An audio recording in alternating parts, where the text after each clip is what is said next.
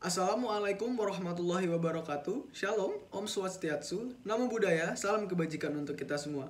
Semangat pagi kawan-kawan semua. Saya dari kelompok 2 ingin mempresentasikan materi teori perkembangan manusia tentang konsep learning menurut Pavlov, Skinner, dan Watson. Sebelum itu, saya ingin memperkenalkan dulu nih rekan-rekan saya dari kelompok 2. Yang pertama ada Koni Fatu Anissa, Zalfa Awala, Luisia Amanda, Naila Huriah, Salik Dharma, dan saya Syahali Arfi. Selanjutnya adalah pembacaan materi konsep pembelajaran Ivan Pavlov yang akan dijelaskan oleh saya sendiri. Baik kawan-kawan, saya akan menjelaskan teori pembelajaran oleh Ivan Pavlov. Sebelumnya, kalian kenal nggak sih siapa itu Ivan Pavlov? Nah, buat kalian yang belum kenal sama beliau, yuk kita kenalan terlebih dahulu yuk. Ivan Petrovich Pavlov merupakan seorang fisiolog dari Rusia yang merupakan pencetus awal classical conditioning melalui percobaannya dengan anjing peliharaannya. Dalam classical conditioning, Pavlov membagi menjadi 3 tahap. Yang pertama adalah before acquisitions. Pada tahap ini, unconditioned stimulus menghasilkan unconditioned response dalam suatu organisme. Dalam istilah dasar, ini berarti bahwa suatu stimulus di lingkungannya telah menghasilkan perilaku atau respon yang tidak dipelajari, dan oleh karena itu merupakan respon alami yang belum diajarkan. Dalam hal ini, belum ada perilaku baru yang dipelajari teman-teman semua. Selanjutnya adalah during acquisitions. Selama tahap ini, stimulus yang tidak menghasilkan respon atau netral dikaitkan dengan stimulus yang tidak terkondisi yang pada titik itu sekarang dikenal sebagai stimulus terkondisi. Selanjutnya adalah after acquisition. Nah, pada tahap ini, sekarang condition stimulus telah diasosiasikan dengan unconditioned stimulus untuk menciptakan condition respon yang baru. Nah, selanjutnya, penjabaran mengenai teori classical conditioning akan dijelaskan oleh rekan saya, Salik Dharma. Terima kasih atas waktunya. Selanjutnya saya akan menjabarkan teori classical conditioning. Di sini saya mengambil contoh dari sekitar lalu menjabarkannya melalui beberapa fase. Saya mengusir kucing tetangga yang hampir setiap malam ada di dapur dengan melangkah cepat ke arahnya, lalu menyipratinya dengan air. Akhirnya dia pulang. Setelah kejadian ini terulang beberapa kali, saya hanya butuh melangkah ke arahnya, dia akan pulang dengan sendirinya. Masuk fase pertama, sebelum pengkondisian. Bagian pertama classical conditioning membutuhkan stimulus tak terkondisi yang bila dilakukan akan memperoleh respon. Contohnya adalah kucing yang refleks menjauh ketika diciprati air. Cipratan inilah yang disebut stimulus tak terkondisi, karena stimulus ini sudah menghasilkan respon tanpa harus dikondisikan atau bersifat paksaan. Selama fase pertama, stimulus tak terkondisi menghasilkan respon tak terkondisi. Di fase ini, ada stimulus yang belum menghasilkan respon. Semisal saya tidak menciprati kucing itu dengan air, hanya menyuruhnya pergi saja, mungkin dia tidak akan beranjak dari dapur. Langkah cepat ke arah kucing inilah yang disebut stimulus terkondisi, karena kita bakal mengkondisikan kucing untuk merespon stimulus ini. Fase kedua, selama pengkondisian. Ini adalah fase kedua dari proses classical conditioning. Di fase ini, stimulus terkondisi akan diberikan ke subjek lalu diikuti stimulus tak terkondisi. Ini dilakukan berulang-ulang kali. Akibat pemberian stimulus berurutan ini, kucing akan menganggap kalau stimulus terkondisi, yaitu menyuruh pulang, dan stimulus tak terkondisi, dengan kata lain menciprati air ini akan selalu terjadi berurutan. Di sini, stimulus yang dulunya tidak menghasilkan respon, pelan-pelan akan memunculkan respon. Masuk fase ketiga, yaitu setelah pengkondisian. Stimulus terkondisi yang sebelumnya tidak memancing respon, karena selalu dikaitkan sama stimulus tak terkondisi, akhirnya bisa memicu respon. Dalam hal ini, kucing tetangga saya akan pergi dengan sendirinya ketika saya datang ke arahnya. Respon yang kita munculkan ini disebut dengan respon terkondisi. Disebut respon terkondisi karena respon ini hasil pengkondisian yang kita mau, bukan refleks alami dari si kucing yang dulunya hanya mau beranjak ketika diciprati air. Baik, materi berikutnya akan dipresentasikan rekan saya yaitu Ocha. Baik, terima kasih. Di sini saya akan menjelaskan tentang teori belajar menurut B.F. Skinner. Dimulai dari definisi terlebih dahulu. Definisi teori belajar menurut Skinner ialah hubungan antara stimulus dan respon yang terjadi melalui interaksi dengan lingkungannya, yang kemudian menimbulkan perubahan tingkah laku atau yang sering disebut dengan teori behaviorisme. Perubahan perilaku tersebut itu diperoleh sebagai hasil respon individu terhadap kejadian. Hal tersebut ini bisa kita sebut dengan suatu stimulus berdasarkan dari lingkungannya. Nah, pandangan dari B.F. Skinner tentang manusia itu yang pertama, manusia dibentuk oleh lingkungan. Kedua, melalui proses pembentukan, maka manusia menjadi sosok tertentu dan dengan aspek kepribadian tertentu juga. Dan yang terakhir, manusia bukan makhluk yang pasif, tetapi cenderung aktif yang mencari konsekuensi yang menyenangkan. Pada prinsipnya, manusia itu bukanlah organisme yang pasif, tetapi ia aktif mencari akibat-akibat atau konsekuensi yang menyenangkan karena memandang bahwa manusia itu pada dasarnya bebas menentukan perilakunya. Maka teori Skinner ini disebut dengan operant conditioning, yang selanjutnya akan dijelaskan oleh rekan saya berikutnya.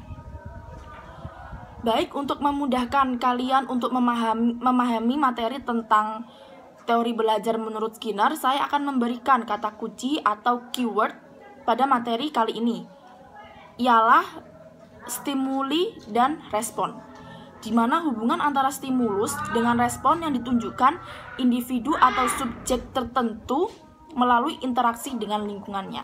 Bisa disimpulkan bahwa ketertarikan Skinner terhadap perilaku individu itu terletak pada stimulus respon yang dihasilkan.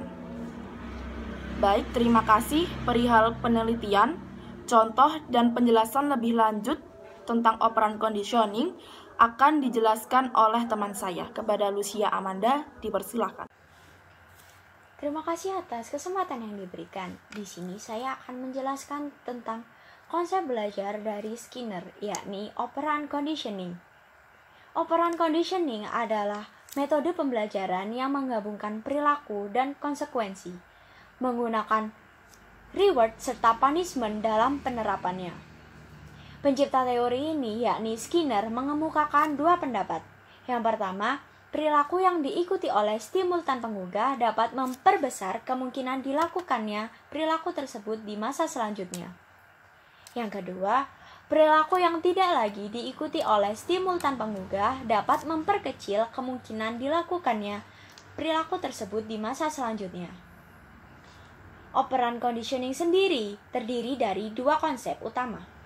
Konsep yang pertama yakni penguatan atau reformant.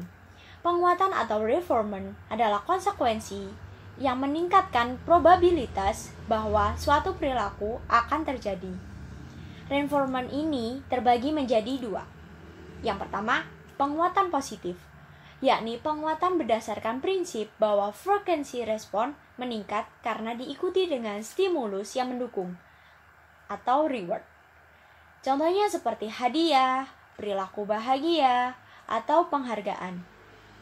Yang kedua, penguatan negatif, yakni penguatan berdasarkan prinsip bahwa frekuensi respon meningkat karena diikuti dengan stimulus yang merugikan atau tidak menyenangkan. Contohnya seperti menunda hadiah, perilaku tidak senang, atau tidak memberikan penghargaan. Contoh reformant dalam kehidupan sehari-hari, yakni jika seorang murid mendapat nilai sempurna, maka ia akan mendapat reward dari orang tuanya dengan memberinya sepeda. Dengan hadiah sepeda, diharapkan murid tersebut akan berusaha untuk selalu mendapat nilai yang sempurna. Konsep yang kedua, yakni hukuman atau punishment. Hukuman atau punishment adalah konsekuensi yang menurunkan probabilitas terjadinya suatu perilaku atau apa saja yang menyebabkan suatu respon atau tingkah laku menjadi berkurang atau bahkan langsung dihapuskan dan ditinggalkan. Contoh punishment dalam kehidupan sehari-hari adalah jika siswa datang terlambat ke sekolah, maka guru akan menghukum dengan menyuruhnya untuk hormat ke bendera selama 1 jam. Dengan hukuman tersebut, diharapkan siswa tidak mengulangi kesalahan yang sama dan akan berusaha untuk datang ke sekolah tepat waktu. Untuk materi selanjutnya akan dijelaskan oleh teman saya, Koni. Baik, terima kasih atas kesempatannya. Perkenalkan, saya Koni Fatu Anissa Arlianto. Saat ini saya akan menjelaskan konsep learning oleh John B. Watson. Menurut Watson, teori perubahan perilaku atau belajar dalam kelompok behaviorisme ini memandang manusia sebagai produk lingkungan. Segala perilaku manusia sebagian besar akibat pengaruh lingkungan sekitarnya. Lingkunganlah yang membentuk kepribadian manusia. Lalu, menurut John Watson, belajar merupakan proses interaksi antara stimulus dan respon. Antara stimulus dan respon tersebut harus bisa diamati dan dapat diukur. Sebagai contoh, stimulasi yang diberikan oleh orang tua terhadap anaknya yang masih balita dan baru belajar untuk berbicara. Orang tua menstimulasi agar anak ini bisa berbicara dengan terus mengajaknya untuk mengobrol. Sebagai respon, lama-kelamaan sang anak akan bisa mengucapkan sepatah dua patah kata. Hal ini membuktikan bahwa antara stimulus dan respon itu dapat diamati dan diukur. Sekian penjelasan dari saya, mohon maaf bila terdapat salah kata. Selanjutnya mengenai contoh lanjutan akan dijelaskan oleh Naila. Kepada Naila disilahkan. Oke, di sini saya akan menjelaskan tentang contoh dari teori Watson. Contoh ini diambil dari eksperimen yang dilakukan oleh John Watson itu sendiri. Dia melakukan eksperimen terhadap bayi yang berusia 11 bulan dengan sebutan Albert. Pada eksperimen pertama, Watson meletakkan seekor tikus dan hewan-hewan juga benda-benda berbulu lainnya di hadapan Albert. Akan tetapi, Albert tidak menunjukkan rasa ketakutan sama sekali. Bahkan ia malah menunjukkan rasa penasarannya terhadap benda-benda yang ada di hadapannya. Hingga kemudian Watson menciptakan suara keras di belakang Albert sambil menunjukkan seekor tikus. Alhasil, Albert ini menangis sebagai reaksi terhadap kebisingan yang ditunjukkan sebagai sebuah pengkondisian. Setelah periode pengkondisian ini, Albert kembali menangis sebagai respon takut terhadap tikus, bahkan tanpa diiringi dengan suara keras. Ketika diberikan hewan-hewan lain, Albert juga merespon dengan hal yang sama meskipun tidak ada suara keras yang mengiringinya.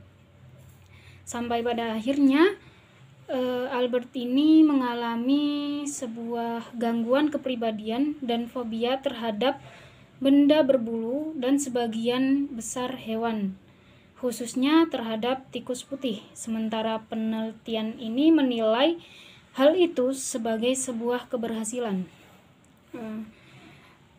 Sekian presentasi dari kelompok kami, kurang lebihnya kami mohon maaf. Terima kasih sudah menyimak. Wassalamualaikum warahmatullahi wabarakatuh.